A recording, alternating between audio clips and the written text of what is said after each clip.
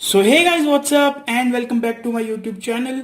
तो आज की इस वीडियो में हम करेंगे चैप्टर 2 की मिसलेनियस एक्सरसाइज का क्वेश्चन नंबर 1 एंड 2। तो मिसलेनियस एक्सरसाइज के सभी क्वेश्चंस का कंप्लीट वीडियो लिंक मैंने अपने डिस्क्रिप्शन बॉक्स में दे दिया है, आप वहां जाकर उन वीडियोस को चेकआउट कर सकते हो। इसके अलावा जो स्टूडेंट इस चैनल पे पहली बार विजिट कर रहे हैं उन्हें मैं बता दूं कि इस चैनल पे हम क्लास 11th का कंप्लीट मैथ का कोर्स कर रहे हैं। तो अगर आपको क्लास 11th मैथ करनी है तो आप इस चैनल को सब्सक्राइब कर सकते हैं। सो विदाउट कोई टाइम वेस्ट किए चलते हैं क्वेश्चन नंबर 1 पे। पढ़ो क्या लिखा हुआ है। The relation F is defined by this and the relation G is defined by this. Show that F is a function and G is not a function. तो इस टाइप का क्वेश्चन आप पहली बार देख रहे हो चैप्टर 2 में। इसका सॉल्यूशन करना किस तरह है, सबसे पहले हम लिखेंगे function F x. F x हमें क्या दिया हुआ है, एफ एक्स दिया हुआ है हमें x square 3x। X square कब दिया हुआ है, जब एक्स की वैल्यू 0 से 3 के बीच हो, और 3x कब होगी, जब x की वैल्यू 3 से 10 के बीच हो। समझ लो। इस क्वेश्चन में अगर मैं आपसे ये पूछ लूं कि डोमेन क्या है, तो आपका आंसर होगा x की वैल्यू कहां से कहां तक है, 0 to 10। तो आप डोमेन को इंटरवल फॉर्म में कैसे लिख दोगे कि इस फंक्शन का डोमेन है 0 to 10। अब हमें यह शो करना है, show that f is a function. तो फंक्शन की डेफिनेशन आपको पता है कि डोमेन के हर एलिमेंट की एक ही इमेज होनी चाहिए। तो ये हम कैसे चेक करेंगे, आप यहां पे देखो x की वैल्यू 3 होने पर उस पर ये फंक्शन भी अप्लाई हो रहा है और ये फंक्शन भी अप्लाई हो रहा है। क्यों? क्योंकि देखो यहां क्या लिखा हुआ है, x इज इक्वल्स टू 3, और यहां भी लिखा हुआ है 3 इज इक्वल्स टू x। यानी जब x की वैल्यू 3 होगी तो इस पे ये दोनों फंक्शन अप्लाई करेंगे। तो हम क्या लिखते हैं, f3 की वैल्यू फाइंड करते हैं। f3 के लिए सबसे पहले मैं ये फंक्शन अप्लाई कर रहा हूं, फर्स्ट वाला क्या वैल्यू आई 9।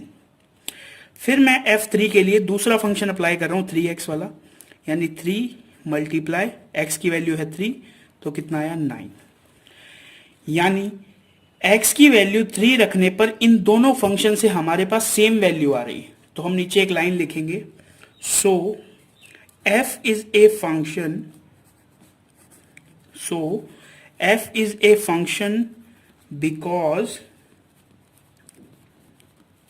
every element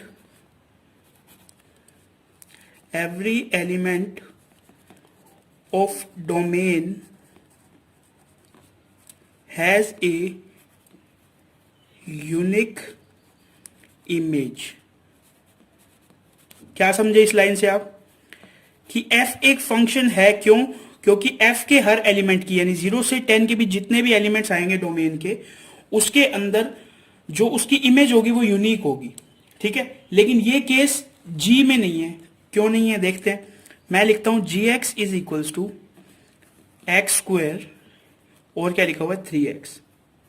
ठीक है, क्या दिया हुआ है 0 से 2 और दिया हुआ है हमें 2 से 10। तो इसका डोमेन भी देखो बिल्कुल सेम है।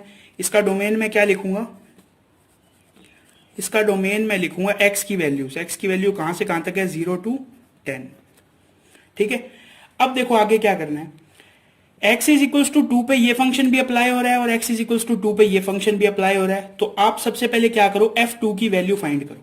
f2 की वैल्यू कैसे, g2 की वैल्यू फाइंड करने के लिए पहले मैं x की वैल्यू 2 रखता हूं इस फंक्शन में, तो 2 का स्क्वायर कितना आया 4। अब मैं g2 की वैल्यू फाइंड करने के लिए इस फंक्शन में वैल्यू रखता हूं 3 मल्टीप्लाई x की वैल्यू रखता हूं 2, तो क्या आया 6। अब देखो g2 की दो वैल्यूज आ गई हमारे पास, 4 और 6।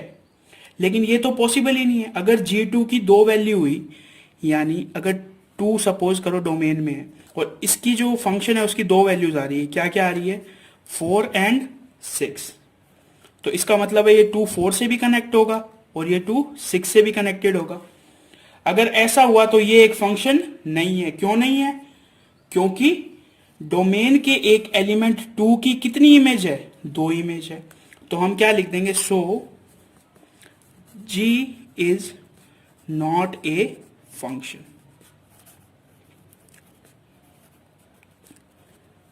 बिकॉज g2, क्या लिखेंगे, g2 हैज 2 इमेजेस। G2 की कितनी इमेजेस हैं? 2 इमेजेस हैं। और हमें पता है किसी भी फंक्शन में डोमेन के किसी भी एलिमेंट की 2 इमेज नहीं हो सकती। तो इसकी 2 इमेज है तो हम क्या लिख देंगे? G is not a function.